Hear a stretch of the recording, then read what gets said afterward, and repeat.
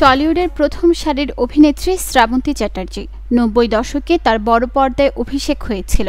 তবে পূর্ণাঙ্গ নায়িকা হিসেবে তিনি আত্মপ্রকাশ করেন ২০০৩ সালে। এরপর অনেক ব্যবসা সফল সিনেমায় দেখা গেছে তাকে।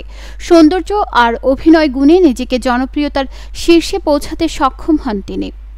আজ ১৩ আগস্ট শ্রাবন্তীর জন্মদিন। ১৯৮৭ সালের এই দিনে কলকাতায় জন্মগ্রহণ করেছিলেন তিনি। বিশেষ দিনটিতে ভক্তরা অভিনেত্রীকে শুভেচ্ছা জানাচ্ছেন, ভালোবাসা প্রকাশ করছেন।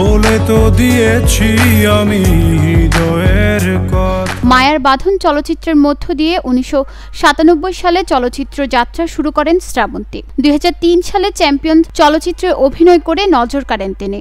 পরে পরিচালক রাজীব বিশ্বাসকে বিয়ে করেন এবং পুরোপুরি সংসারী হয়ে যান।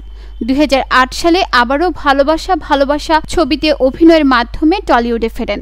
২০১৩ সালে জিতের বিপরীতে দিওয়ানা এবং অপর্ণা সেন পরিচালিত গয়নার বাক্স সিনেমায় অভিনয় করেন। তার অভিনীত চলচ্চিত্রের মধ্যে অন্যতম দেবের বিপরীতে বিন্দাস ও রাজ চক্রবর্তীর কাঠমান্ডু। যৌথ প্রযোজনার চলচ্চিত্র শিকারী ছাড়াও কলকাতার ভাইজান এলোরে ছবিতে সাকিব খানের সঙ্গে জুটি বেঁধেছেন শ্রাবন্তী।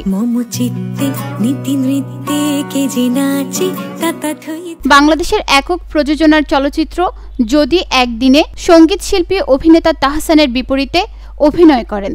অভিনয়ের পাশাপাশি উপস্থাপক হিসেবেও শ্রাবন্তীর ব্যাপক পরিচিতি রয়েছে।